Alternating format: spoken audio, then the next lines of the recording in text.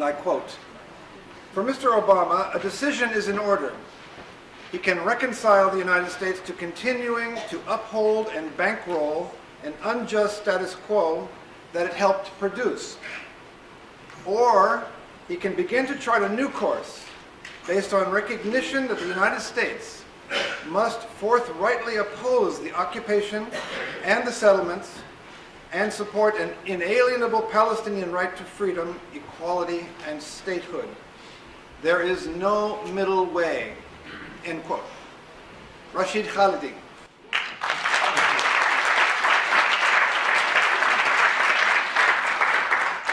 Thank you. What I'm trying to do tonight is to not just talk about the topic of my book, but to also integrate some of the documents that I used in parts of it.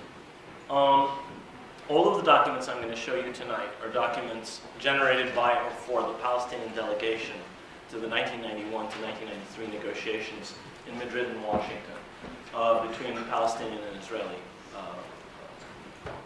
would-be peacemakers. At least we were trying to make peace. I don't know what anybody else was trying to do. And these documents are all available online if you're interested. So I won't give you copies. You can get them online. The Institute for Palestine Studies has a website. Every one of the 15 documents is available on that website. And I'm going to be showing you a couple of the documents that I used for this book. And I hope this will work. And if it doesn't, chalk it up to experience. And I'll go back to just lecturing. During the Israeli-Palestinian negotiations that took place at the State Department in July of 2008, then U.S. Secretary of State Dr. Condoleezza Rice told the Palestinian delegation that she wanted to meet them without the Israeli side being present. This is contained in a memorandum about the conversation, which is actually also available online. It's in one of the footnotes to the books. It's in the documents that were published by the Al Jazeera Al Guardian, the Palestine papers that they published. The Secretary of State said she wanted to do this, quote, "so I can tell you what I think of your positions without hurting my role as the honest broker." Now, Rice here was reiterating a central myth about the Palestinian-Israeli conflict, that the United States serves as an honest broker between the two sides. If you look at this document here in the third paragraph, this is a letter of assurances that was issued to the Palestinian delegation by Secretary of State Baker in October. The date on the document is October 18th, 1991. And on the last page, top of paragraph 3, it says the United States will act as an honest broker in trying to resolve the Arab-Israeli conflict. So this is a myth that has been going in American parlance for 17 years here. In this book, which just came out on the 12th of March, I argue that far from doing any such thing, far from serving as an honest broker, over many, many decades, the United States has acted in an entirely biased fashion. In consequence, it has exacerbated and prolonged an intractable standoff, which is not one between two equal parties. It's an intractable standoff between a dominant Israeli state and between a stateless Palestinian people who live either under military occupation and have for 45 years, or live in exile from their homeland. One of the things that I argue in this book, and an old friend of mine at the University of Chicago, who is a professor of English, actually helped me with this argument. One of the things that I argue in this book is that language has had enormous importance in the construction of this and other myths. George Orwell wrote in 1946, in fact this is the epigraph to the introduction to the book, and I quote, "The slovenliness of our language makes it easier for us to have foolish thoughts. If thought corrupts language, language can also corrupt thought." The framing of this conflict using terms like honest broker, terms like peace process, and using distorted terms like security and terrorism, I'm not going to be able to go into all of these terms. Using these kinds of terms has masked the reality, which in the case that I want to talk about, American policy, has been a reality of American complicity in the continued dominance of the Israeli state over the Palestinians.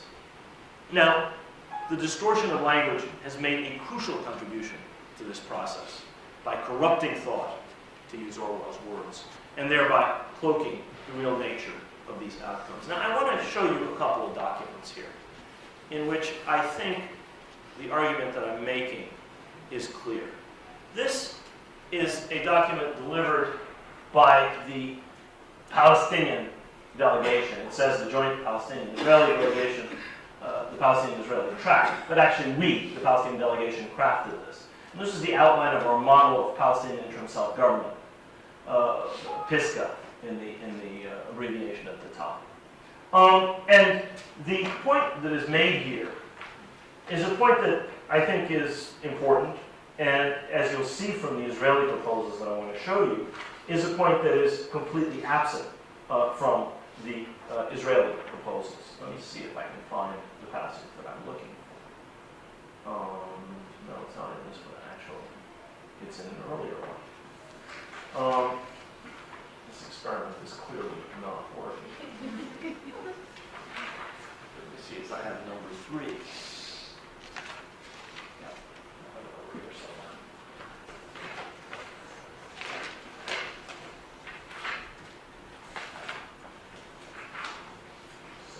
There we go, bingo. Okay, what we were saying in this document, if you look at main characteristics of the PISCA, don't have my pointer. Number 2, this authority was meant to cover all the Palestinian territories occupied since June 1967.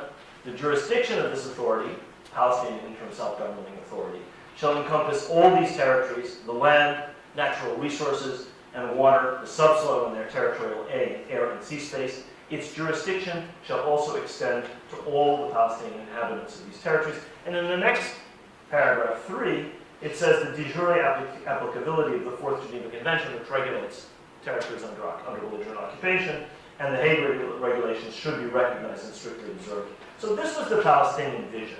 On the next page, in one of the later paragraphs, C, second to the last, the Israeli armed forces shall withdraw from all populated areas immediately before the election process is initiated, and so on and so forth. So this was the Palestinian vision. Let me give you the Israeli vision, which is entirely different. Sorry, the way in which this was set up, I have to do it this way. Okay, this is a document presented by the Israeli delegation.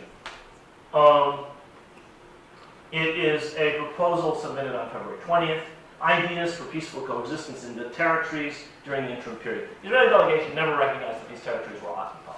And here's another example of the importance of language. We were talking about occupied territories. We were talking about ending occupation. Secretary Baker, in his assurances to us, talked about an end to occupation as the aim of this process. The Israeli delegation didn't even accept that language. So they were territories. And to go to the page I want to look at, boom, have a look at what it says. In the framework of the interim self-government arrangements, it will give the Palestinians an opportunity to run their own affairs in most spheres, according to the agreement.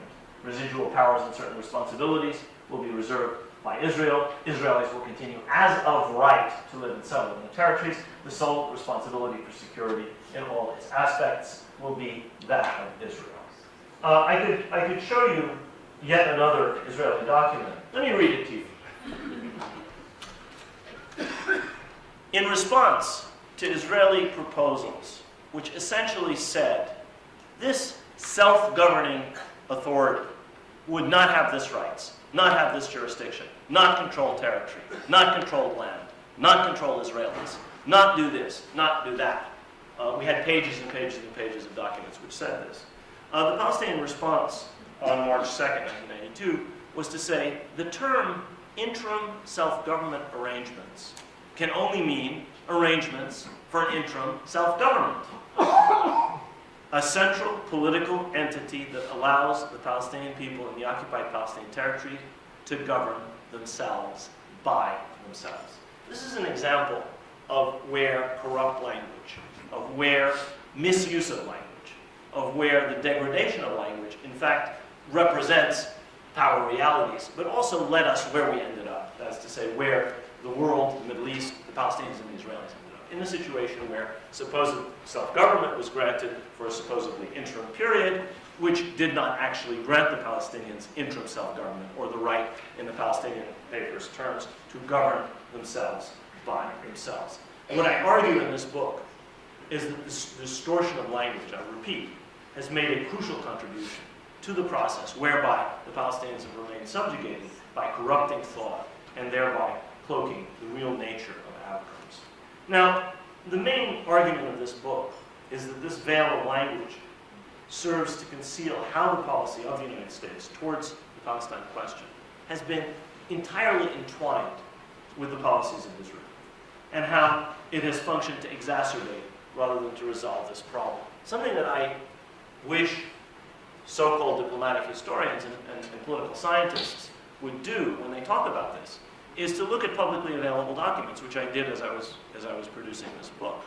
In 1975, Secretary Kissinger, acting on behalf of President Ford, signed a memorandum of understanding with Israel, which in essence signed away the United States' independence to offer proposals on the Palestine question without Israeli approval. This memorandum of understanding is available on the it still has not been released as a U.S. government document. In his 3 volumes of memoirs, hundreds and hundreds of pages, thousands and thousands of footnotes, Secretary Kissinger did not see fit to mention this. But it's up there. The document is well known. The document is on the Israeli Foreign Ministry website. I cite it in my book. I quote it at length. What it in effect does is give Israel a veto over any American proposal on the Palestine issue. Not any proposal on anything, on Iran or Egypt, no. But on these issues, in effect, back in 1975, the United States agreed to run things by Israel. What this means should be clear. It means that the United States is not only not an honest broker, it means the United States is not entirely an independent actor. Its government has pledged itself in an agreement which the Israeli government, as is its right, has insisted on holding the United States to. If the United States government has in effect mortgaged its right to independently take positions without running them by Israel first. Logically, this kind of a self-denying injunction and the kinds of behavior that the United States has exhibited, and that I show in this book, should have disqualified the United States from playing the role of intermediary between the two antagonists. Needless to say, it did not. We saw Secretary Baker's language in the letter of assurances. I read you Secretary Rice's language in this confidential exchange with the Palestinian Delegation. When I first gave a lecture on this subject, people said, but the United States has served as an intermediary in the Middle East many times. And in fact, it has been successful in so doing. And of course, that's true. The United States did serve as a mediator between Egypt and Israel. And the end result was a peace treaty. The United States also served as a mediator between Israel and Jordan. And the result was also a peace treaty. And the argument I make in this book is that, yes, the United States did help to resolve other aspects of the conflict. But these efforts were primarily directed at establishing American ascendancy in the Middle East in its Cold War rivalry with the Soviet Union. This simply was never the case as far as the Palestine issue is concerned. In other words, it wasn't important enough to Washington for them to get into a conflict with Israel over something that Israel felt a great deal more strongly than it did about the Jordan River border, or than even it felt about Sinai. The West Bank, for governments that have been in power in Israel almost without interruption since 1977, is the core of the greater land of Israel. It is the core of the homeland of the Jewish people in their vision of Zionism and of Israel and the Israeli nation. And their attachment to it cannot be compared to their attachment to this or that bend of the Jordan River, or to this or that heap of sand in the Sinai Desert, important though Sinai certainly is strategically. So, the United States is able, and has been able, to exert enormous pressure on Israel when it was important to American strategic or other national interests to do so. I talk about numerous cases of this in the book. The disengagement agreements between Egypt and Israel and Syria and Israel are 3 examples. The peace treaty, the Camp David Accords, and later the peace treaty are other examples. And we now have the documentation for this. We can see the arm-twisting American secretaries of state did. We can see the abuse they got from Israeli prime ministers, one after, you are betraying the Jewish state, you are destroying us, this is a catastrophe, and the American diplomats just rode roughshod over those objections when strategic interest dictated that that should be done. And it's quite illuminating to see what an American Secretary of State, backed by an American president, would be willing to do when those kinds of interests are on the line. I argue that the reason that the United States has failed, or in my view, really not seriously tried, with some exceptions, to resolve the Palestine question, can be illuminated by three what I call moments of clarity in the history of American policy on the Palestine question. The book goes back to 1945, and I do talk about some important things that go right back to President Roosevelt. But the three moments I talk about are more recent. The first of them came in the summer of 1982, when it looked like it might be possible to implement the Palestinian autonomy provisions of the 1978 Camp David Accords. You may remember at Camp David, President Sadat, Prime Minister Reagan, President Carter agreed on peace between Egypt and Israel and Palestinian autonomy. Peace between Egypt and Israel was forced through. Autonomy for the Palestinians was never implemented. And in 82, President Reagan, in the wake of the 1982 war, the Israeli invasion of Lebanon, the siege of Beirut, the death and injury of 50,000 Palestinians and Lebanese, most of them civilians. In the wake of that war, the Reagan administration perceived an opportunity to finally push for implementation of these accords. And so on September 1st, President Reagan released what came to be known as the Reagan Plan, September 1st, 1982. So this period, 78, 82, is the first moment that I examine in this book, almost entirely on the basis of documents discovered by graduate students of mine, and which are now actually publicly available. You can get a hold of them. They're in the archives, but they're publicly available. One of the most revealing of these, and the one that set me off thinking, was a recently declassified confidential CIA memo. The author is redacted. We don't know who he was. I think I know who he was, but we can't know for sure. This memo predicted that in response to the Reagan Plan, which had not yet been released, this memo was issued at the end of August. The Reagan Plan was issued on September 1st, 1982. Begin, in response to this, Begin would adamantly refuse to budge from his own narrow, reductive interpretation of the Camp David Accords as far as they affected autonomy. The CIA memo stated that in Begin's view, the Accords, and now I'm quoting the CIA analyst, the Accords guarantee that under no condition can a Palestinian state be created.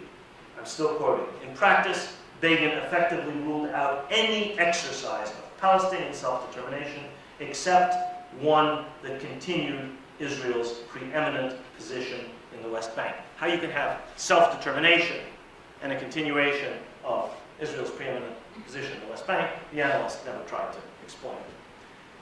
Now, I found this extremely revealing. I quote this memo at great length in the book because I think the memo essentially doesn't just set out Begin's desiderata.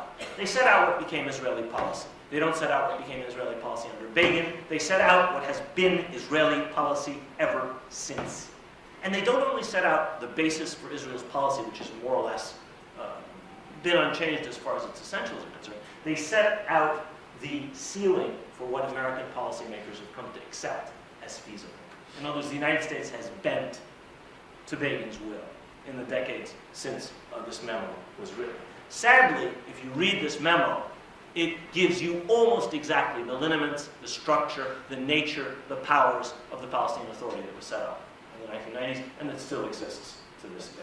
Read the memo, published originally written in 1982, and it's like you're reading about 2013. The important point here is not that this was Begin's desire.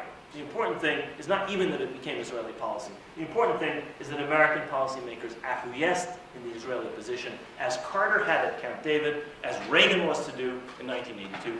Begin raised holy hell. He quoted Isaiah, I will not remain silent in the name of Zion. He went berserk, and Reagan backed.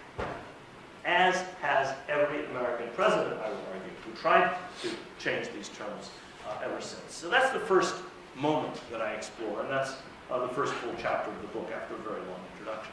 The second set of events, the second moment, which is the second chapter, examines the couple of years of bilateral negotiations that I participated in Madrid and Washington, starting with the October 1991 Madrid Peace Conference.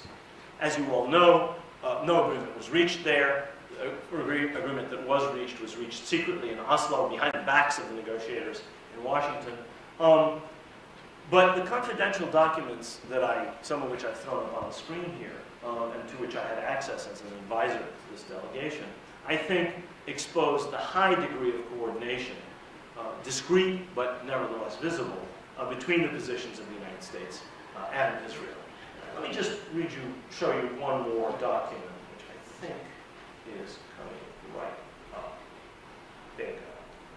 Okay, let me find the page that I want.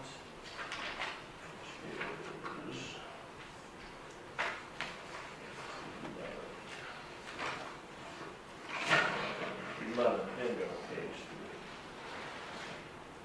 3. Let me put this in context. Okay, let me put this in context. Have a look at this as I explain. This is a memo of a meeting between the Palestinian delegation and two American diplomats, Daniel Kurtzer and Aaron David Miller, who are the two main principals under Dennis Ross over several administrations in negotiating with the Palestinians. Ross started off under the Reagan administration. He became very prominent under President Bush the elder. He continued to hold a prominent position under President Clinton. He was out of favor under President George W. Bush, and he came back to serve President Obama. But the two people here were his two main subordinates, Dan Kurtzer, who later served as ambassador to Egypt, later served as ambassador to Israel, and he's now at Princeton, and Aaron David Miller. And the context for this discussion was an impasse that had been reached in May in the negotiations between the Palestinian and Israeli delegation, whereby the Palestinians had put forward one position, the Israelis had put forward another position, and after enormous fanfare, the United States said, we are going to put forward a bridging proposal.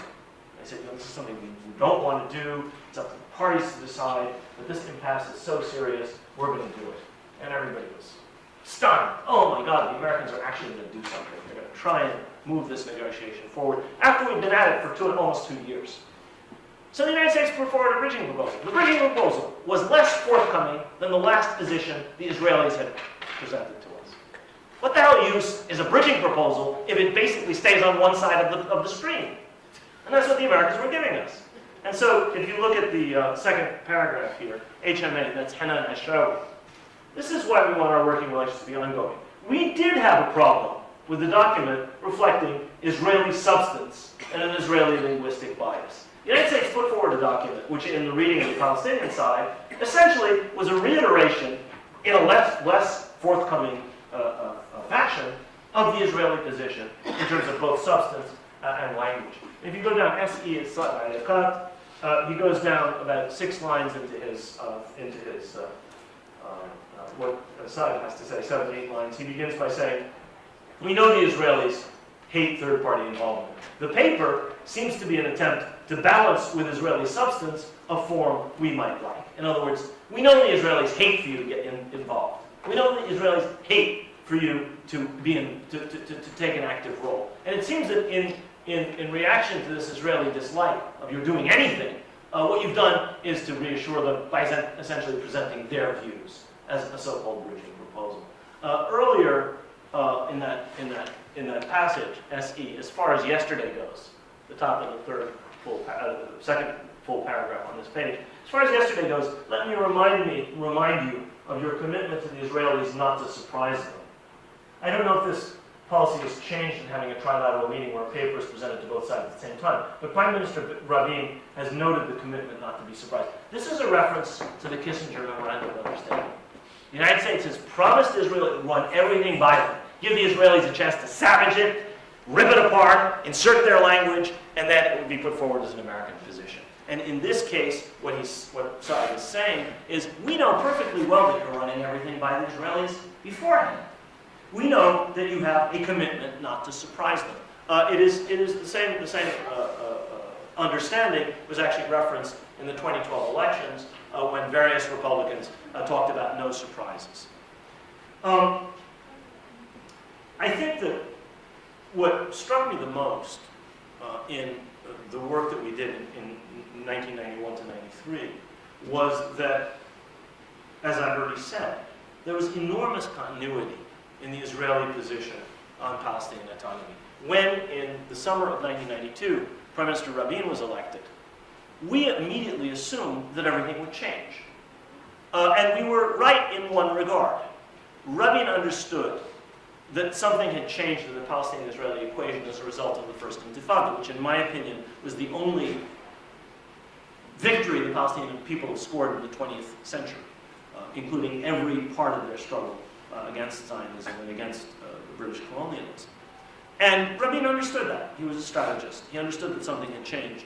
And in consequence of that, he felt that the position that Begin had taken and the position that his successor, Prime Minister Shamir, had taken was inflexible and foolish and didn't take reality into account. So what did Rabin do? First of all, he agreed to talk to the PLO, which he did, secretly, behind the backs of the United States, ultimately reaching the Oslo Accords. What else did he do? He recognized that there was such a thing as a Palestinian people.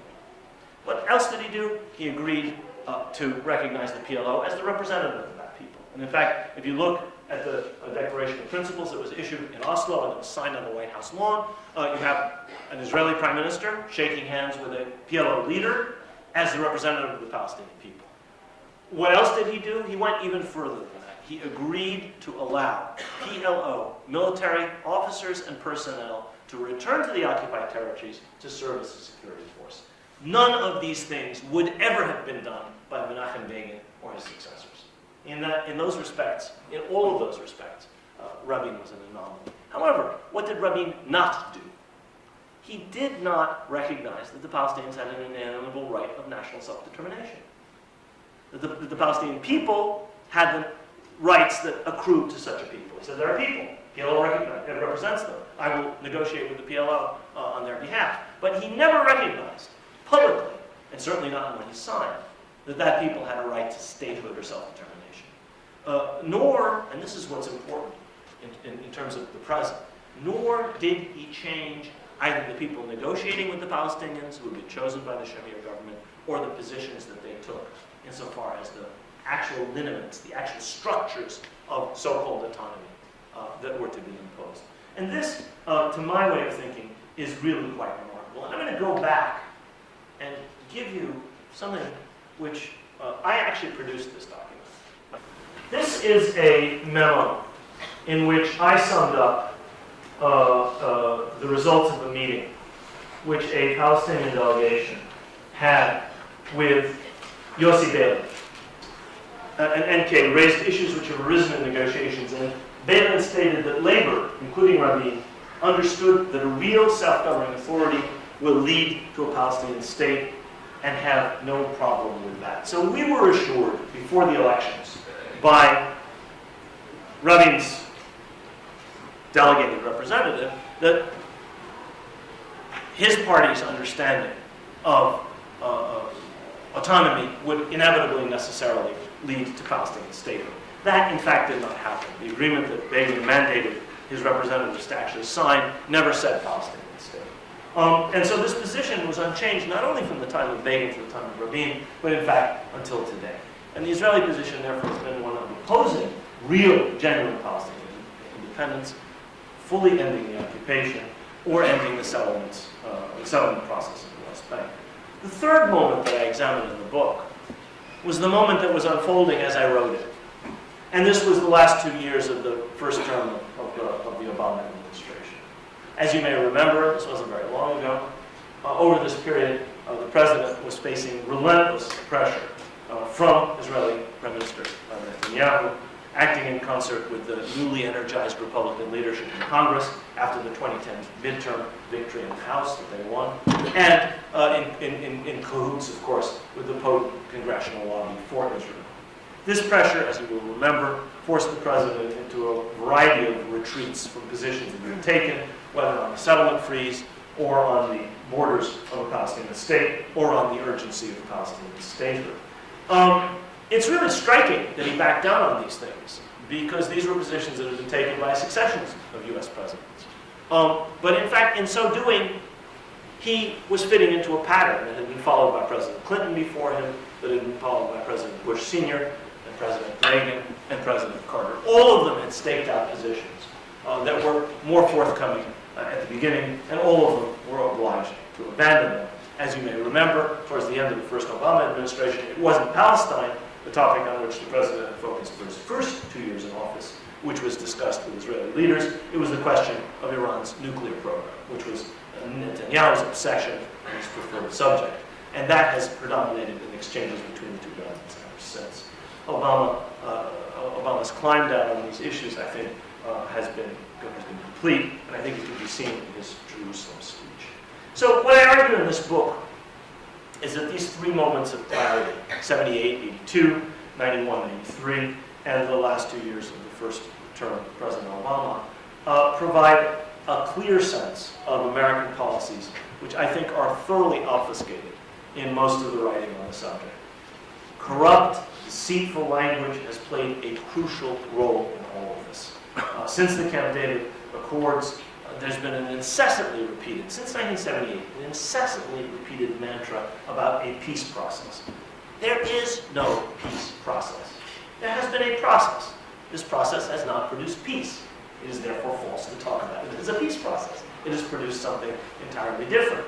And I could talk now, I think you probably can imagine what I would say if I talked about what a just peace would involve. It would not involve the kinds of terms that were imposed in 1993 and that have been the basis of arrangements ever since. It would involve a complete end to Israeli military occupation. It would involve an end to the colonization and seizure and alienation of Palestinian land. It would involve national self-determination for the Palestinian people, however that would be configured. And it would involve a just resolution for the overwhelming majority of Palestinians who are refugees. There's an absolute majority of Palestinians live outside of mandatory Palestine, outside of the area bounded by the river and the sea. So most Palestinians are refugees or descendants of refugees. But even many of those who live inside Israel or inside the occupied territories are also refugees. And a real solution to this problem requires a just solution to the problems of all of those Palestinians, whether they're refugees or descendants of refugees, whether they were made homeless by Israel in 1948 or later in 1967. These were not the goals that the United States tried to achieve. Secretary Baker, again and again, there are a couple of documents I could show you, but it would take too long to go back and show them to you. Secretary Baker says again and again, we do want to end occupation. And having sat with him and listened to him, I'm sure he actually meant it. But he also said something, which I will actually show you. This is way back. He said, in a meeting with Faisal Husseini, Faisal was expressing frustration at several things that the Israelis were doing. And under one, down here, he says, there's nothing we can do about a practice that we do not approve of, or about administrative detention. The only way to progress on these issues is through the peace process and with self-governing authority for you. I told you in the first meeting, I can't wave a wand, misspelled. I can't wave a wand and stop the settlements. I can't wave a wand here and stop the administrative detention. So whatever Secretary Baker thought or wanted, what he was telling us is, I can't do these things. And in fact, that has been the case. Instead of achieving these goals, what we saw in 91-93, what Palestinian negotiators saw after us, was the United States aiming primarily at pressuring the weaker side of the Palestinians to conform with the desiderata of their stronger oppressor, Israel. And what Israel was trying to do was very simple. It was the aims that Begin had expressed: permanent effective control for Israel of Jerusalem and the West Bank, preventing the Palestinians from achieving self-determination, and absolute freedom for continued expansion of the settlement enterprise. In Oslo, in agreements that were a terrible disaster, in my view, for the Palestinians, the Palestinian leadership accepted much of this. They thought they were accepting it temporarily. It has been, since 1993, now 20 years, that this has been imposed on. And so what the United States was actually doing, instead of trying to achieve a settlement along the lines I mentioned, was to force the Palestinians to come closer to an inflexible Israeli position. Another objective that they were trying to achieve was a domestic political objective. which was to avoid lasting differences on the Palestine issue with Israel's potent and inflexible ally, in a situation where American policymakers ultimately determined there is no vital strategic objective to be achieved. This was not winning Egypt from the Soviet Union in the Cold War. This is just the Palestinians. This is an issue on which Arab public opinion is very, very concerned. But this is an issue on which the Arab governments do not say or do anything. And one of the most interesting, to me, aspects of this book is the degree to which Arab complicity, by which I mean the complicity of the Arab governments, Arab silence, by which I mean the silence of the Arab governments, is the absolutely essential prop for this policy. If there were a vital strategic interest, if you had democratic Arab governments that represented the strong feelings of Arab public opinion on this issue, this prop would not be there. This ability of the United States to ignore the Palestine issue would simply not be there. I go in great length in the book into talking about how the United States overruled Israeli preferences on issues which were strategically important, and why on the Palestine issue this has not been the case. And I think the answer to that can be summed up in two words: Saudi Arabia. And I go back to 1945. I go back to a pledge that President Roosevelt gave to Ibn Saud, Abdulaziz ibn Saud, the founder of the modern Saudi kingdom, in a meeting in the spring of 1945, just before the president died in Egypt. They met, and the president then summarized the agreement in a letter which was mailed to, or delivered to King Abdulaziz on April 8th, literally days before the president passed away. And in it he said two things. The United States would do nothing to harm the Arabs of Palestine, and the United States would do nothing without consulting, in Palestine without consulting with the Arabs. And the point I make is, not only did the United States betray these pledges almost as soon as the president was dead and buried, the Saudis did nothing about it, then or afterwards. Again and again, I talk about issue after issue where the Saudi government simply has remained silent.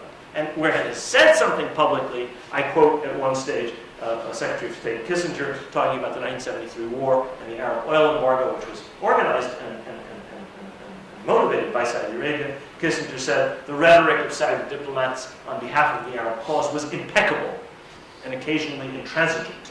But behind the scenes, Saudi policy was almost always helpful to American diplomacy. Back in 1948, at the time of the Palestine War, where the Saudis again issued some quote-unquote intransigent statements, their policy was considered so positive that then Secretary of State George Marshall actually wrote the king to thank him for his conciliatory manner. These are documents that are publicly available now. So I don't think there really should be any difficulty in understanding why, in fact, I agree with Noam Chomsky in saying that it's not primarily the Israel lobby that drives U.S. Middle Eastern policy. It's strategic interests. And there is no contradiction between the Israeli alliance and the Saudi alliance. Because the Saudis don't emit a peep about American bias in favor of Israel. As long as the United States supports their regime, provides for them the cover that they need vis-a-vis much stronger states in their periphery, they actually give the United States a pass in the Palestine question. I would argue that this is only a situation that's possible given the fact that most Arab countries are not democracies or have not been democracies. And many of their rulers have been very dependent on American favor. As a consequence, in the past, the United States has been able to ignore the peoples of the Arab countries. If, and it's a very big if fundamental and lasting democratization takes place in the Arab world, I would argue that a day of reckoning is in store for U.S. policy in Palestine. It's entirely dependent on the acquiescence and complacence of a weak, undemocratic, unrepresentative, illegitimate Arab governments. Obviously, we don't know whether there will be or when there will be a lasting and institutionalized democratization of Arab countries. Democracy is not one election. Democracy is government succeeding government in a constitutional process. We don't know if this process will ever spread to the most autocratic region of the world, the Gulf. If, again, a big if, these things do happen, and if the policies of the Arab countries come to reflect their very strongly pro-Palestinian cast Arab public opinion, I would argue that American policy predicated on alignment with Israel would be in jeopardy. Now this set of policies, which I would argue has been largely directed at catering to the demands of Israel and of Israel's very strong and vocal supporters domestically, rather than actually doing anything to resolve the conflict. This conflict, this policy has not been benign or neutral. It hasn't just been the United States hasn't done anything to resolve the conflict. This conflict has actually produced or helped to produce a broad range of outcomes that have made this much more difficult to resolve. One of the outcomes of American policy has been the increase since 1990 of the Israeli settler population in the West Bank and Arab East Jerusalem from under 200,000 when we went to Madrid to close to 600,000 today. Settlers now constitute 1 in 10 of Jewish Israelis. These and other facts on the ground did not pop up like mushrooms. They were explicitly intended by Israeli leaders and strategic planners to close off the option of a two-state solution. The settlements are where they are in order to make it impossible to have a contiguous, viable Palestinian state. What Begin said he wanted in 1978, his successors have succeeded in basically ensuring would happen. In the view of most observers, and myself included, these obstacles constitute an insuperable barrier to a two-state solution. And the argument that the book makes is not about settlements per se. It's that this outcome has been made possible by decades of American inaction and actions. We don't hear or see, to a very large extent, these things. How U.S. policy actually affects the Palestinians is screamed from the American public. Instead, we're bombarded with dishonest and debased rhetoric about progress in the peace process. As I've said, we're told we're given to understand, it is implied that this is a negotiation between equals where it's not. It's taking place under the gaze of an impartial broker where it's not. Instead, the broker has his big thumb on the scale in favor of the stronger side. And we're given to understand that it's intended to create an independent Palestinian state. That is not what is happening.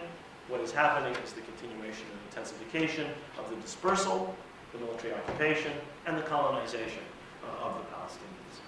The United States has never operated as an honest broker between the two sides. Maybe the last person who tried was Franklin Delano Roosevelt, and he died very quickly after writing that letter in April of 1945. Instead, I argue in the book that the United States has acted as Israel's lawyer. This is not my term. This is a term generated by one of the people in several of these documents, Aaron David Miller. He's used it in an op-ed, he used it in his book, and he didn't make it up himself. He was quoting Henry Kissinger, who uses it in his memoirs. And that is an absolutely apt description of the American role. When you sit down to negotiate with the Israelis and the United States is present, you're not negotiating with one adversary, if you're the Palestinian side, and an impartial broker. You're negotiating with an adversary and a big, huge, 900-pound gorilla of a lawyer who is acting at the behest of his client. The documentary record shows again and again that the United States took positions as a result of careful prior coordination with the Israeli side, and these were positions that sometimes were more pro-Israeli than the Israeli positions themselves. I thought that what had happened to us in the 91-93 negotiations, in which I showed you Hanan, Hashawi, and Saad Al-Qad complaining about, was an anomaly. And when I read the Palestine documents generated by some Palestinian leaks from the negotiations in the late 90s and the first decade of the 21st century, I found another document in which a Palestinian negotiator said exactly what we said in 1993. The Americans have come in with a proposal which is more Israeli than the Israeli proposal. It's actually worse than what the Israelis themselves gave us. So this has been going on, in fact, for decades. All of this dissembling has been cloaked in high-sounding but thoroughly dishonest language. As I've said, there are several broad patterns that contributed to this biased American position. There was absolutely no pressure on the United States from the oil-rich Arab Gulf states. Far from it. If they did anything, I think they probably undermined the Palestinian position. There was an exaggerated attention going back to Harry Truman to domestically driven political concerns, as these were ably articulated by the Israel lobby. I talk about this. It's not like the lobby doesn't exist and it's not important. It is important, but it's important in the absence of countervailing pressures. And finally, in spite of sympathetic noises from U.S. policymakers, President Carter was sympathetic to the Palestinians. I actually think Baker at some stages was sympathetic to the Palestinians. In spite of these noises, at the end of the day, there usually was little or no concern for the rights of the Palestinians. You will not see the term rights used by American diplomats in the memos, the 15 documents that I put up, except disparagingly. Somebody like Aaron David Miller saying, if you insist on talking about human rights, well, you're just going to screw everything up. Like he says, it's one of the documents that you can consult. What this meant was that Israel usually got what it wanted, but a peaceful and just resolution of the conflict between the two peoples has certainly not been the result. And if we continue on this course, it's not going to be the result. So, my argument in this book is that American policy, certainly from the 70s onwards, I would say right back in the beginning, as far as Palestine is concerned, has not served the long-term U.S. national interest. That interest would be served by a lasting and a just resolution of this conflict, and that's not what our policy has done. Nor has it served the interest of international peace and stability. This issue is a constant source of instability in the region, nor, obviously, has it served the true interests of the Israelis or any of the interests of the Palestinians. And what I argue in this book is not just that this has been U.S. policy, but that it has taken a great deal of what George Orwell called corrupt language to conceal these ugly realities. Thank you very much.